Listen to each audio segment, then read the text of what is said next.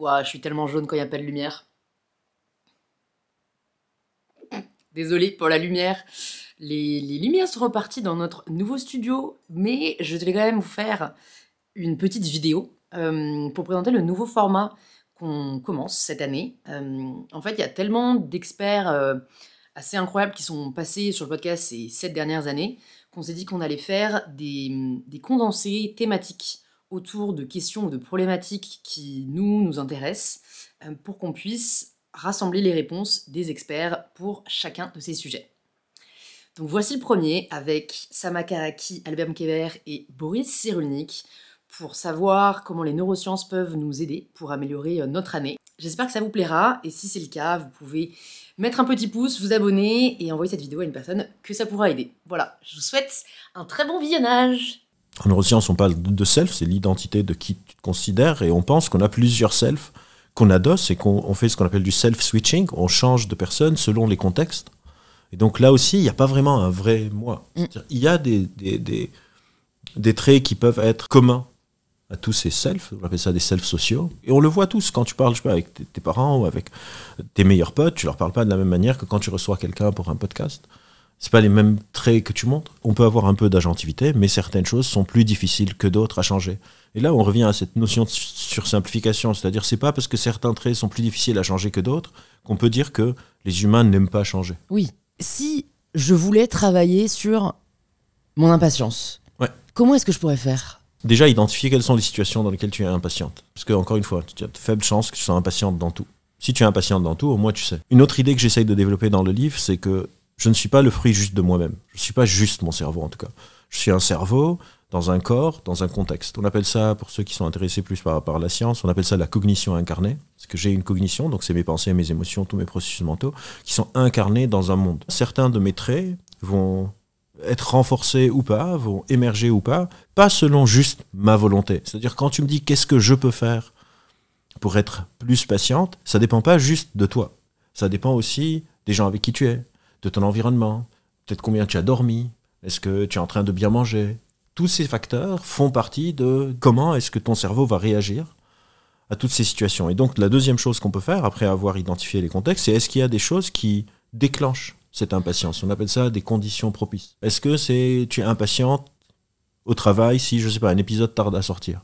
Ou est-ce que tu es impatiente quand, je sais pas, tu commandes à manger et que ça n'arrive pas ? Et donc on va essayer d'identifier quelles sont les conditions propices, quelles sont les situations, et puis voir quelle est la meilleure démarche à suivre, à quel niveau d'action on peut agir pour que ça soit le plus efficace.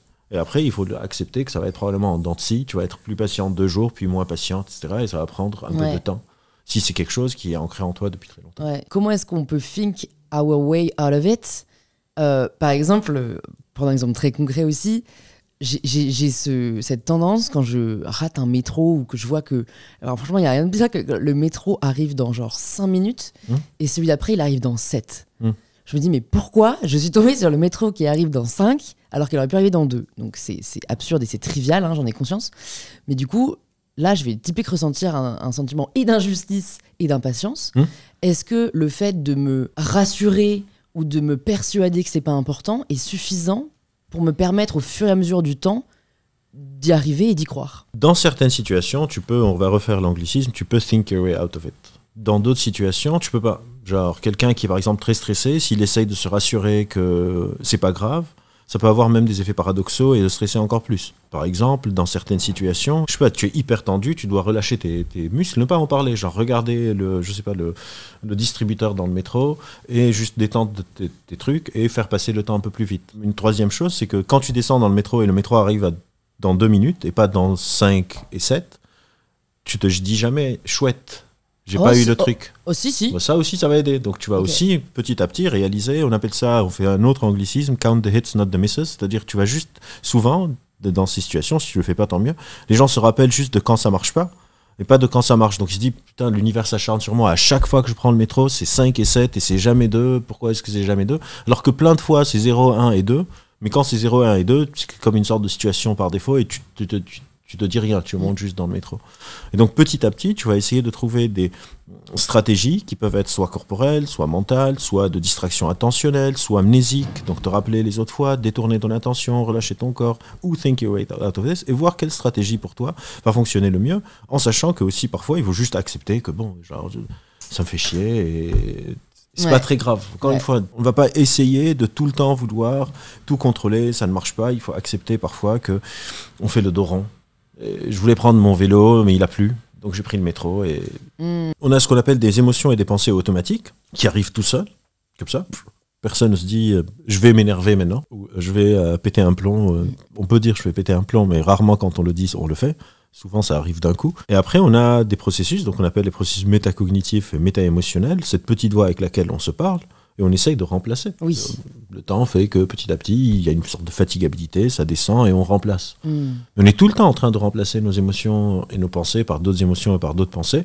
Encore une fois, c'est ça la petite voix avec laquelle on se parle. Ou bien je vais respirer un coup. Encore une fois, les émotions sont aussi très corporelles, donc je vais respirer un peu. Je vais aller faire un tour. Va faire un tour, souffle un peu. Ouais, mais je pense que beaucoup de personnes sont frustrés du fait d'essayer de remplacer leurs émotions pour en ressentir des plus bénéfiques, mais sans succès. Parce que peut-être on rumine trop, ou parce que peut-être... C'est intéressant, tu vois. Tu dis parce qu'on rumine trop, la rumination, c'est pas une émotion, c'est une cognition. Et tu vois, donc ça montre combien c'est opposé. Parce que tu dis on rumine trop, et donc là on a un exemple où la pensée est en train de nourrir l'émotion. Elles sont pas du tout en opposition.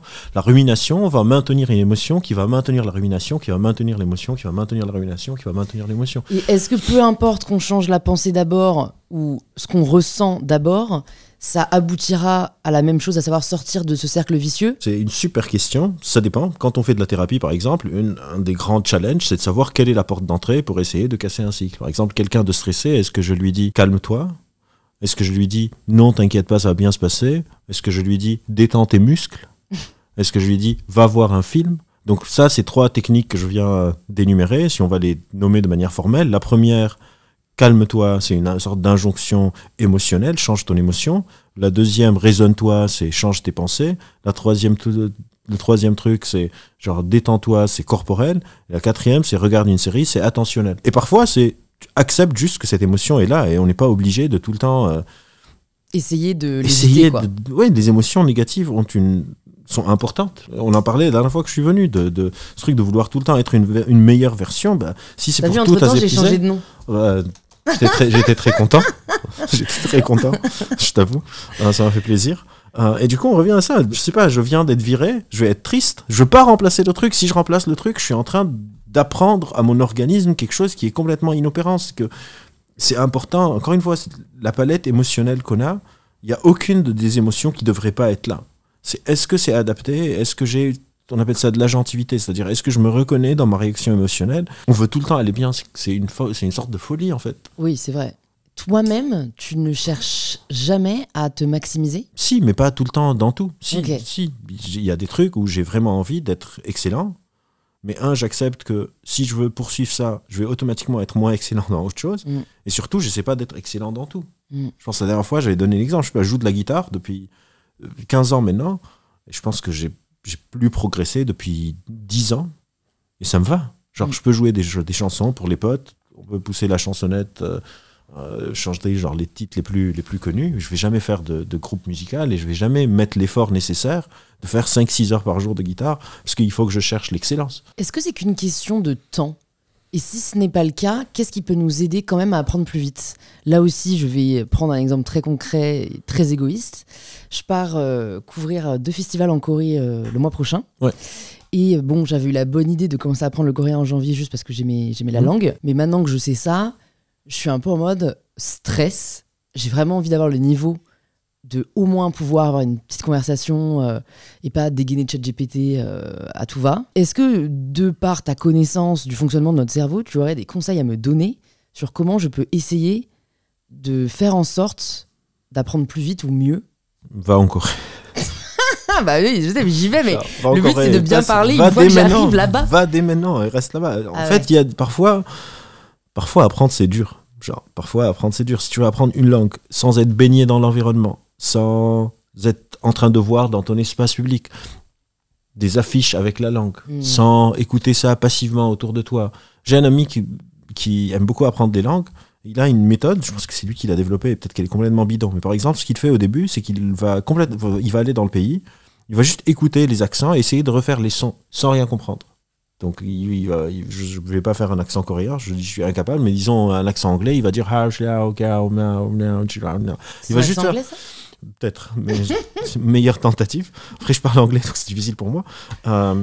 Et après, il va apprendre les phrases les plus communes, etc. Il y a des techniques, mais il y a aussi des choses où on ne peut pas apprendre vite. Et ça aussi, on revient à cette notion d'efficience, c'est-à-dire tout le monde est en train d'essayer de trouver des raccourcis. Parfois, il y a des raccourcis, et quand il y en a, prenez-les. Je ne demande pas aux gens, genre, non, ne prenez pas les raccourcis. Mais parfois, on nous vend des raccourcis parce qu'on est désespéré, parce que tu as un événement en Corée, et donc tu as besoin, pour des raisons quasi professionnelles, d'apprendre la langue, et quelqu'un sait que c'est une demande, et donc quelqu'un va venir et te dire, j'ai développé une nouvelle technique, ça va te coûter 1500 balles, tu vas apprendre le coréen, et tu vas rien apprendre. On ne veut pas accepter que les règles du monde s'appliquent à notre esprit. C'est-à-dire, c'est comme si, imagine, on va changer la question, imagine qu'on n'est pas en train de parler de capacité mentale, mais de capacité physique. C'est comme si tu es en train de me dire, Albert, est-ce qu'il faut qu'on se satisfasse du fait qu'on ne puisse pas sauter du 3e étage? Est-ce qu'il faut qu'on se satisfasse du fait que je ne peux pas porter une voiture pour la déplacer pour pouvoir me garer à sa place? Et moi, je dois te dire, non, il ne faut pas que tu te satisfasses, il y a des trucs qu'on peut faire. On n'aurait jamais cette discussion sur le corps. Oui, tu peux devenir un peu plus forte, mais on ne peut pas genre faire je connais le kung-fu comme dans Matrix. En tout cas, on ne sait pas encore comment et je ne pense pas qu'on va pouvoir. Donc oui, il y a des méthodes d'optimisation, mais ces méthodes d'optimisation vont rester conditionnées par les réalités physiques qu'on accepte très facilement pour notre corps, parce que ça fait très très mal si on n'obéit pas aux règles physiques de notre corps. Donc si j'essaye de sauter du 1er étage, je vais me casser la gueule. N'essayez pas. N'essayez pas, exactement. Mais pour notre esprit, on a beaucoup plus de mal parce que c'est plus abstrait. Et je me dis, mais pourquoi j'y arrive pas? Oui, c'est vrai, c'est moins visible. C'est moins visible. L'effort. Et donc, je me dis, non, je vais y arriver. Et surtout, on va regarder quelqu'un qui apprend très vite et me dire pourquoi je peux pas être avec lui. Mais jamais je regarde, je sais pas, LeBron James et je me dis pourquoi je peux pas jouer au basket comme lui, ou on regarde les Jeux Olympiques. Je dis, ok, moi, je vais aller faire un marathon sans m'entraîner. C'est pas la même chose. Comment est-ce qu'on améliore notre cerveau en l'utilisant? Et peut-être c'est mon côté, je manque d'ambition, peut-être, mais je trouve que nos cerveaux fonctionnent relativement assez bien. Genre, c'est déjà super tout ce qu'on peut faire. Et c'est comme si c'est une sorte de quête d'insatisfaction éternelle. À chaque fois, on demande de notre cerveau encore un truc de plus, alors que on arrive à faire tellement de choses pendant une bonne partie de notre existence. J'ai l'impression que j'ai cette tendance, moi, à chercher à m'améliorer. J'en ai conscience. Changer de nom, mais c'est quand même ancré.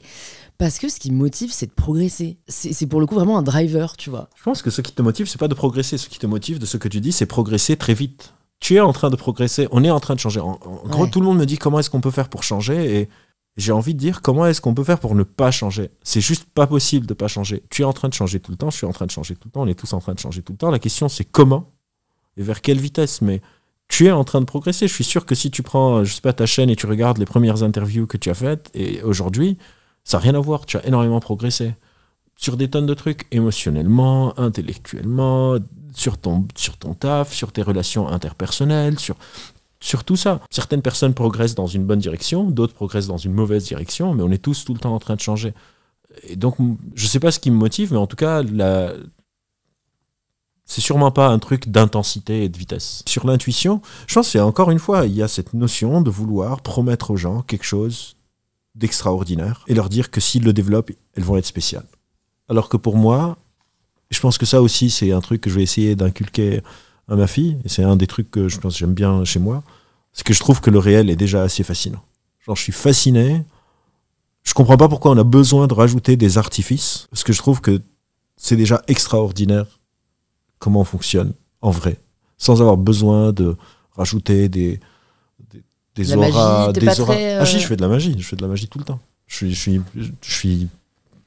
dirais pas que je suis magicien, mais genre je fais des tours et tout. Ah, le plot twist auquel je m'attendais pas. Je vois pas pourquoi, alors qu'on est déjà assez fascinant et incroyable. Mais sûrement parce qu'on n'arrive pas à expliquer la réalité. Enfin, moi, c'est la seule explication que je vois. Elle est incroyable. Genre, elle est vraiment incroyable. Et c'est un peu ça que j'essaye. C'est plus complexe d'essayer de comprendre la réalité que d'en inventer une autre. Oui, mais je pense. Pourquoi est-ce qu'on voudrait être fasciné par un truc pas complexe? Parce que c'est facile et que la facilité, c'est le plus grand mal du XXIe siècle. Encore une fois, je Je suis pas fan de quand on dit que les gens aiment des trucs. Je pense que les gens sont comme moi. Si j'aime bien les trucs complexes, je pense que on peut tous aimer les trucs complexes. Je pense que c'est plus sur comment est-ce qu'on l'explique. Il y a certaines personnes qui vont se faire des sous et qui essayent de se faire des sous sur les dos des autres. Pour moi, je pense pas que les gens aiment les trucs faciles. Je pense qu'il y a des gens qui ont réalisé qu'avec des trucs faciles, on peut faire des sous. Et du coup, qui vont aller trouver des personnes qui cherchent quelque chose et leur dire « je peux vous te l'offrir contre une somme d'argent ». En fait, plus on se voit comme des êtres, non seulement nous, le corps et le cerveau, qui sont en fait, voilà, le cœur par exemple, cette idée que mon cœur et mon cerveau qui luttent, moi je suis plus rationnel, moi je suis plus intuitive. Ben, aussi, ça c'est des fables qu'on se raconte sur nous-mêmes. Déjà le cœur, il bat, c'est tout, il quoi. bat, c'est une organe pompe qui va en fait générer la vitesse du trafic. Ça, moi je trouve ça très poétique, hein, mais ça reste quand même une obsession de nous diviser. Je serais plutôt pour relativiser la part de notre métier dans notre vie. Nous sommes des êtres beaucoup plus multiples que ça. Je peux être spécialisée dans un métier, mais ne pas en fait ne pas effacer toute la multiplicité de ce que je suis à l'extérieur. C'est-à-dire que je ne suis pas en fait, on confond des fois ce que nous faisons pour ce que nous sommes. Et je ne dis pas qu'il est possible de savoir ce que nous sommes. Je suis pas du tout je ne crois pas que le soi existe, que le self existe. On est en mouvance et en transformation continue. Et en plus, ce self, il est situé dans un écosystème. Et donc, nous sommes incarnés quelque part. Et donc, je ne maîtrise pas ce qui change autour de moi, donc ça ne sert à rien de chercher ni le soi, ni ses meilleures versions. Déjà, ça c'est fait. Mais par contre, c'est intéressant de se poser des questions. C'est ça qui, en fait, ça veut dire cette rumination. Même, prenons un test de personnalité. Mais si je passe un test de personnalité, sachant que je n'ai aucune, je ne leur trouve aucune légitimité, mais ça me pousse à réfléchir à quelque chose. Il y a quelque chose qu'on appelle pseudo-profound bullshit. Ça veut dire un peu comme si tu suis un gourou sur Instagram et tu lis une phrase le matin qui, je sais pas, enfin, prendre le pouvoir de sa vie par le vol des papillons. Ok, en observant le vol de papillons. Et ben en fait, tu vois, c'est de pseudo-profound bullshit, mais ça va te permettre de réfléchir à quelque chose. C'est pas important quoi. C'est pas important. C'est un peu comme des fois on fait des thérapies et c'est le geste de la thérapie qui te permet d'aller mieux. Et en fait, du coup, je ne dis pas jetons tout à la poubelle. Même l'astrologie, auquel je ne crois pas du tout, je trouve que c'est intéressant. Après, je viens d'une famille qui est très spirituelle aussi, donc j'ai grandi avec la preuve vivante dans mon corps du bien-être que ça procure. Donc je ne porte aucun jugement sur nos croyances. Par contre, c'est bien qu'on prenne un peu un recul en disant ça me pousse à réfléchir. Ça me pousse à réfléchir aux sphères de ma vie, mais peut-être de tenir à cette idée que je suis beaucoup plus multiple qu'un test. Ouais. Je suis beaucoup plus multiple que mes skills, qu'elles soient soft ou autres. Et qu'en fait, on ne peut pas, par des réponses à des questions, me dire qui je suis. C'est le principe même de l'apprentissage. C'est un désir qui naît de ce qu'encore Rancière appelle le savoir de l'ignorance. Ça veut dire je sais que j'ignore quelque chose. Alors ça peut être, mon corps sait qu'il ignore cette posture. Et en fait, du moment où je l'ai vu, je l'ai senti dans mon corps, il y a un désir de le savoir. C'est comme ça qu'un bébé explore, tu vois, il prend ce verre, il le renverse par terre. Il a eu un désir. Il s'améliore, en fait. Il s'améliore parce qu'il s'intéresse à ce qui s'est passé et il est en train de faire des maths et de la physique hein, quand il jette des objets par terre. Il est en train de regarder, ah bah dis donc, quand je verse ce verre, ça tombe par terre. Et il va reproduire, un peu comme on fait des exercices, et il est poussé par un désir qu'on appelle intrinsèque pour s'améliorer. Alors moi j'aime bien dire pour maîtriser quelque chose. Et bien sûr qu'il y a un plaisir. Tu sais, les jeux vidéo sont basés sur ce plaisir que nous avons quand tu franchis un niveau. Et en fait, il n'y a personne qui te dit bravo, n'est-ce pas ? C'est juste, tu sais que tu as franchi un niveau, et du coup, tu es motivé pour continuer. En fait, cette quête de soi, elle n'est pas une quête nécessairement ascendante moralement, et elle n'est pas non plus une quête qui vise la distinction. Ça veut dire, elle répond à un désir profond de maîtriser le monde. Pas dans le sens de le dominer, mais de le comprendre. Est-ce qu'on est capable finalement de nous détacher complètement ? Est-ce qu'on n'est pas en train de confondre nos désirs avec avec les attentes ? Donc ceux qui disent « oui, moi je le fais pour moi », attention, méfiance. On est aussi en train de le faire pour être aimé, pour être admiré, pour appartenir quelque part. Et c'est là aussi, encore une fois, je ne dis pas qu'il est possible que nous soyons des êtres complètement libres du regard des autres, mais on peut être des êtres qui l'admettent. Et qui l'acceptent. Et qui disent plutôt que je fasse la bataille moi-même d'être contre le regard, il faut que collectivement on fasse quoi ? Qu'on change les attentes. Le capitalisme crée le mal-être, et plutôt qu'on combatte ce qui crée le mal-être, on prend des médicaments symptomatiques. Ça veut dire, bien sûr, méditer, ça fait du bien. En fait, moi je dirais que tout ce qui nous permet de nous distraire de nous-mêmes est bon pour la santé mentale. Alors que médite, que tu marches, que j'ai une conversation absurde avec mon fils de 6 ans, dans lesquelles il imagine que l'immeuble en face, il l'a vu dans Pokémon, en fait, ça me fait du bien, parce qu'il me permet de me distraire de moi-même, et ça, c'est pour moi une forme de méditation. Par contre, ce qui est pernicieux dans le développement personnel, et même, je dirais, dans la psychologie moderne, dans toutes les thérapies, surtout la psychanalyse, c'est de exagérer la part de notre personne, de notre psychologie, et surtout, donc encore une fois, de notre enfance, sur ce que nous sommes. Bien sûr que ça a un impact, mais aussi qui nous avons croisés dans cette enfance, qui nous avons eu comme amis, tout ça ne fait pas partie, qui nous a regardés, qui nous avons regardés. Et en fait, l'idée même, parce que en fait, cette idée que pourquoi je vais pas bien en ce moment, parce que ça revient à quelque chose que ma mère m'a dit, ou quelque chose que j'ai vécu à tel âge, ça va. Je veux dire, je dis pas que ça peut pas être vrai, mais en fait, moi je pars du principe que nos parents sont tous paumés. Ils ont tous dit des choses qu'il ne fallait pas dire. C'est vraiment une génération, en tout cas notre génération. Enfin, nos parents, c'est vraiment caricatural des fois, les choses, tu vois, par rapport à ce que je peux, moi, dire à mon fils. Je me dis, ouh là là, la violence. Enfin, mais en fait, partons du principe qu'on avance. On progresse. Et voilà, si ce n'est pas cassé, ça ne sert à rien de le réparer. J'adore cette phrase parce que je pense, et une autre personne aussi m'a parlé de cette métaphore, il fait du bateau. Et il me dit que ça tangue. Ça tangue, sauf quand je vais vite. Et ça veut dire, sauf quand j'avance. Quand j'avance, ça tangue plus. Et je pense qu'en fait, je trouve ça vraiment très, très représentatif de ce que c'est aussi à la fois notre fragilité, mais c'est-à-dire ça tangue en permanence. Il faut avancer. Et cette idée que la psychologie nécessite de s'arrêter et de se regarder, c'est l'inverse de la distraction. Peut-être c'est là notre marge de manœuvre, de vraiment ne pas nous prendre au sérieux. Trop. Et de pouvoir se dire que voilà, après, je prends mon fils et on va passer à autre chose. Et en fait, je pense que c'est une posture qui sélectionne dans ce que nous vivons, là où nous avons du contrôle et là où nous n'en avons pas. Et réaliser qu'on nous avons du contrôle sur vraiment très peu de choses. Et ça libère. Et en fait, voilà, dire juste, je ne prétends pas que nous n'avons pas de prédisposition génétique, je suis généticienne, je ne prétends pas que nous avons les mêmes performances à l'arrivée, juste je dis, intéressons-nous au chemin, mais pas juste par fascination comme ça, d'exploration, comme ceux qui vont voir le Titanic, non, mais je veux dire, je m'intéresse pour savoir, est-ce qu'il est possible qu'on imagine des sociétés dans lesquelles on ne subit pas des pressions différentes ? C'est-à-dire, avant même que je me dise aux femmes, viens, on va faire une formation dans laquelle je vais t'apprendre à te respecter et à croire en tes capacités et à travailler ta psychologie pour que tu brises le plafond de verre, de glace ou je ne sais pas quoi. En fait, je vais dire, attends, calme-toi, il faut arrêter à demander aux opprimés de travailler sur elles-mêmes pour s'accepter et s'aimer et prendre la parole. Dire non, en fait, non, attends, toi, tu fais ce que tu peux, ok, déjà, c'est déjà assez violent comme ça. Et non, je vais regarder des systèmes pour enlever ces barrières. C'est-à-dire, typiquement, dans le cas des femmes, je vais demander aux hommes de se taire, plutôt qu'aux femmes de lever la voix. Et, en fait, finalement, de se dire, une fois que nous imaginons des sociétés dans lesquelles on ne subit pas les mêmes pressions, on subit les mêmes pressions, ou on ne subit pas de pression, si tu veux, c'est là où je peux me dire, tiens, il y a des prédispositions génétiques qui font que...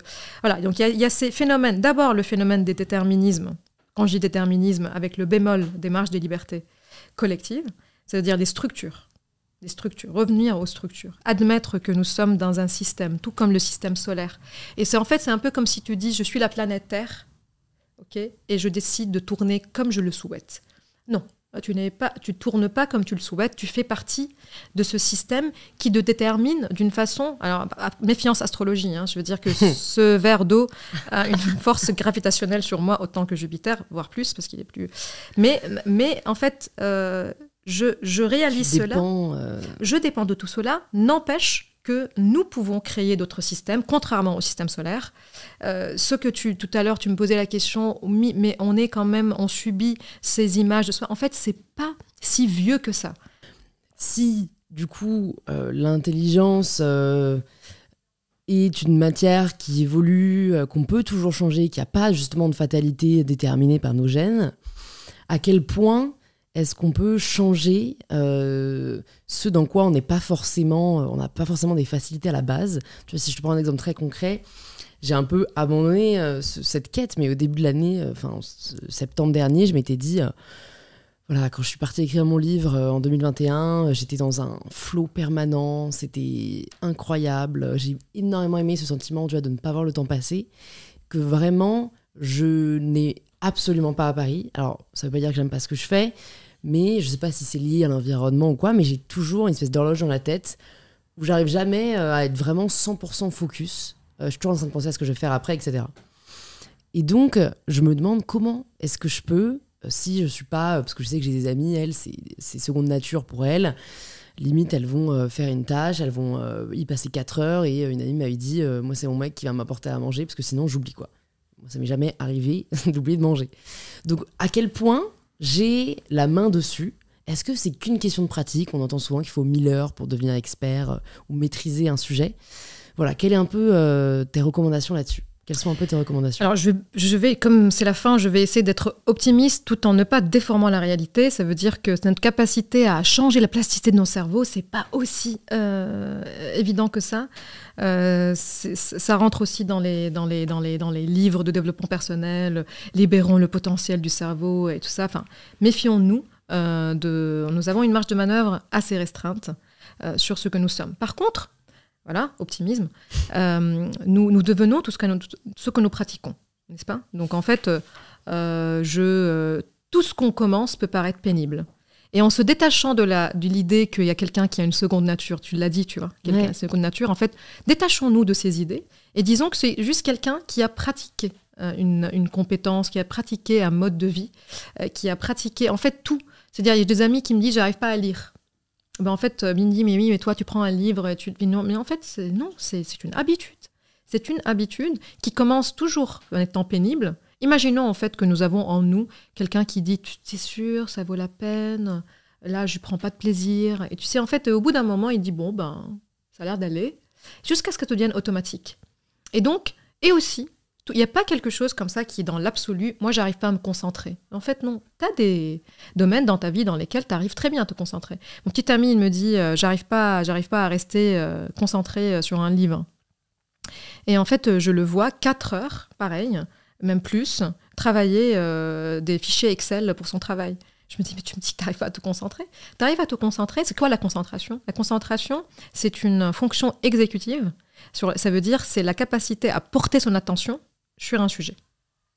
Mais cette attention, il ne faut pas imaginer qu'elle est portée par la manivelle. C'est-à-dire, je décide de porter mon attention sur quelque chose. Ça, tu peux le faire pas longtemps. Tu décroches. Par contre, elle est portée là où ton désir t'envoie. C'est-à-dire, imaginons que cette attention, elle est payée en quelque sorte par la motivation. Motivation, moteur. C'est un moteur qui paye l'attention de sorte à ce que tu restes sur un sujet.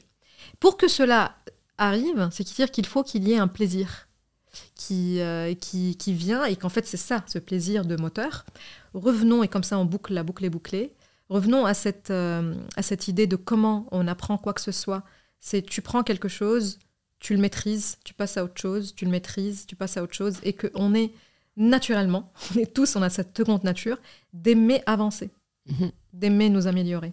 Et du coup, quand tu es face à une page blanche, fais n'importe quoi. Fais n'importe quoi, et du moment où ça avance, ça va te donner un petit... Se méfier de dire dopamine et tout ça, parce que tout ça, c'est des corrélations avec ce qui se passe dans le cerveau. Mais disons que, imagine l'enfant qui jette un objet, et puis il passe à un autre objet. Et en fait, il s'améliore, et cette amélioration lui fait du bien. Donc quand vraiment se libérer de l'hyperfectionnisme, moi j'aime bien me dire à moi-même aussi, vas-y avec ce que tu as. Tu vois, il faut accepter de faire des choses dans lesquelles nous sommes nuls. Et tu as écrit un livre, tu sais très bien qu'on garde très peu de ce que nous avons écrit, et qu'en fait, qu'il y a beaucoup de nullitude dans ce que nous faisons. Et en fait, ce mythe que nous avons de quelqu'un qui s'est assis comme ça et qui a sorti un pavé, tu sais, on a plein de films comme ça où il a fumé un paquet de clopes dans la nuit, 3 paquets, et le matin, il a imprimé et il a envoyé à l'éditeur, n'est-ce pas? Mythe, bullshit. En fait, c'est beaucoup. Les écrivains, si on regarde vraiment quand ils disent sincèrement ce qu'ils font, parce qu'il y en a beaucoup aussi qui nourrissent ce mythe-là, ils lisent, ils s'inspirent, ils copient. Et au bout d'un moment, il y a 10% qui ressort de ce 90%. Donc, accepter de faire les choses dans lesquelles nous sommes nuls, jusqu'à ce qu'on devienne à peu près médiocre et après peut-être bien, et y aller avec ce que nous avons, ne pas attendre d'avoir les meilleures stratégies. Y aller. Et ces distances qui nous séparent toujours de ce qu'on ne sait pas faire, de ce qu'on sait faire, s'ajuste dans une complexité dans laquelle je ne peux pas donner de recettes. Moi, ce qui me questionne, et je sais que vous avez un peu travaillé là-dessus aussi, c'est tout le travail autour de l'inconscient qui explique quand même une grande partie de nos comportements, de notre bien-être, de nos névroses. Est-ce que vous pouvez peut-être nous parler de l'inconscient et du champ d'études aujourd'hui, où on en est et où on peut espérer aller? Parce que voilà, j'ai l'impression que ça...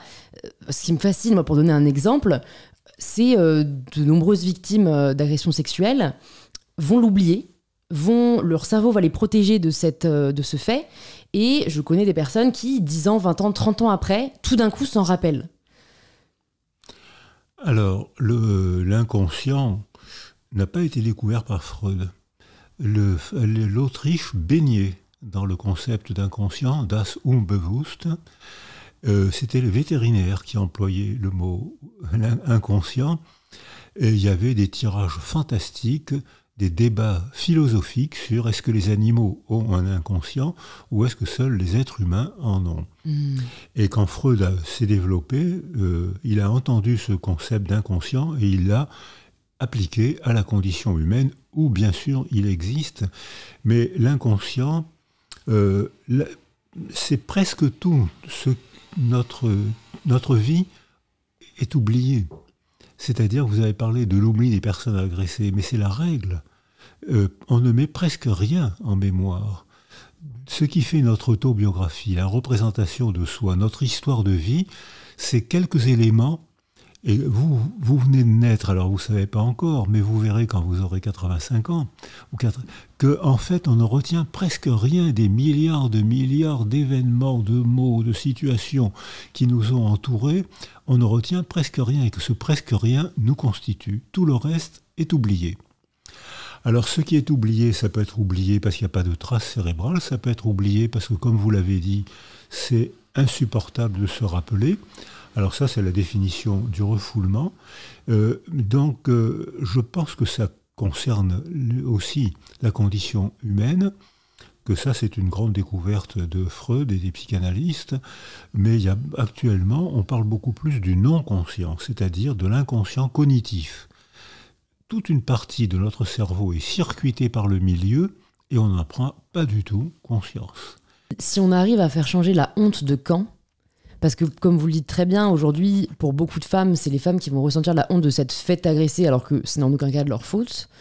Parce qu'on a tendance encore à considérer aussi, avec honte, des femmes qui vont être agressées. Alors, aujourd'hui, je pense que c'est quand même plus le cas aussi pour les agresseurs. On a vraiment honte et ils sont montrés du doigt. On l'a vu avec MeToo.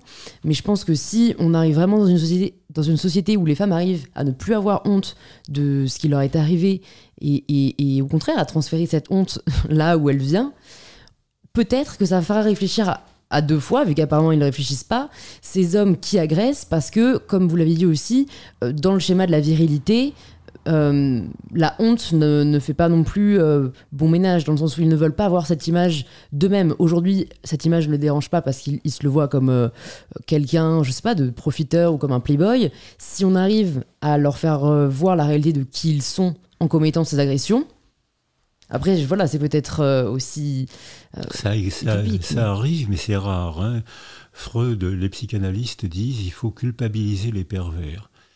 Alors là, ils ont honte, là, ils reconnaissent. Mais ça arrive, c'est rare. Moi, je pense que plutôt que de punir, plutôt que de faire honte, je crois qu'il faut éduquer et développer la culture. Éduquer les petits garçons et les petites filles, leur apprendre à s'exprimer autrement que par des cris ou par la violence. C'est une question d'éducation où l'affectivité joue un grand rôle et c'est une question de culture. Le cinéma doit montrer le monde intime Totalement. d'une femme agressée de façon à ce que... Il y a des femmes qui agressent sexuellement. J'ai eu à accompagner des femmes pédophiles et des mères incestueuses.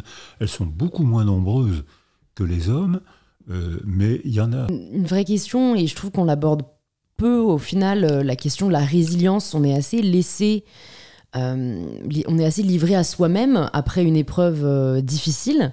Comment vous l'avez personnellement vécu et si méthode il y a, est-ce que vous avez remarqué des comportements qui peuvent être utiles, voilà, que ce soit après la mort d'un proche, que ce soit après une épreuve particulièrement difficile, comment est-ce qu'on peut se relever du mieux qu'on peut? Donc c'est par la culture, si je comprends bien. Est-ce qu'il y a... L'affection et la culture. L'affection et la culture. Ok. Et est-ce que c'est comme ça que vous l'avez ressenti aussi après, vous étiez orphelin en fait à 7 ans, quoi. Alors j'étais orphelin, j'avais réussi à échapper à la mort et je ne pouvais pas en parler parce que les gens riaient. C'est la définition du déni, ce qui n'est pas le refoulement. Vous m'avez invité à parler du refoulement tout à l'heure. Là, c'est le déni, c'est autre chose. Je sais que ça a existé, mais c'est pas important, c'est pas grave. C'est pas être orphelin, c'est pas grave. Alors, il y a des gens, au XIXe siècle, on disait que les orphelins il fallait pas s'en occuper. J'ai entendu ça il y a quelques années dans les pays arabes, où il faut pas s'occuper des enfants nés hors famille, ou des enfants orphelins. Donc ça veut dire que là, on a eu des discussions, des désaccords. Avec les psychologues et les médecins, on était totalement d'accord, mais assez paradoxalement, avec les juristes, on avait des désaccords. On leur disait il faut s'occuper de ces enfants, et les juristes, la majorité des femmes, nous disaient non, ce sont des enfants du péché, il ne faut pas s'en occuper. Et nous, on leur disait, mais si vous ne vous en occupez pas quand ils sont enfants, si vous ne les éduquez pas, vous allez vous en occuper quand ils seront adolescents. Ils deviendront délinquants, il y aura une majorité de garçons. Donc, ce n'est pas un bon placement. Et on sait maintenant que plus on s'occupe de la petite enfance, moins on a besoin de s'occuper de plus tard. Les Norvégiens ont même fait un calcul un peu cynique, et pourtant je crois qu'il est vrai, c'est que $1 consacré à la toute petite enfance, c'est $8 économisés à l'adolescence. Donc c'est un investissement, comme vous l'avez voilà, très justement dit. C'est un investissement. C'est cynique, mais je crois que c'est vrai. Mais du coup, en fait, ça rend difficile le fait d'avoir confiance dans la science ou dans la médecine aussi, j'imagine, pour certains, parce que, en fait, si on a donné un prix Nobel à quelqu'un qui lobotomisait des cerveaux, comment se dire aujourd'hui, en fait on pense toujours à notre époque qu'on a des réponses et c'est avec 10 ans de recul qu'on se dit mais en fait il y a 10 ans c'était n'importe quoi. Ça c'est la démarche, ce que vous venez de dire, c'est la démarche scientifique. Les vérités scientifiques sont momentanément vraies tant qu'une autre théorie ne l'a pas dégommée. La pénicilline fait disparaître la syphilis ménagée et les troubles psychiques de la syphilis ménagée. Il y a des tas de gens qui ont conclu qu'il fallait donner des antibiotiques aux fous, ce qui était absurde. On a constaté que, effectivement, couper le lobe préfrontal, les gens cessaient d'avoir des angoisses parce que leur personnalité était tellement amputée qu'ils n'avaient plus d'angoisse. Il y a des gens qui ont fait des lobotomies en pensant, et puis très rapidement, ce sont des gens non diplômés, des médecins des hôpitaux psychiatriques qui n'étaient pas psychiatres, qui ont dit mais c'est pas un traitement, c'est un crime. Et à ce moment-là, ça a été considéré comme un crime et interdit par la loi.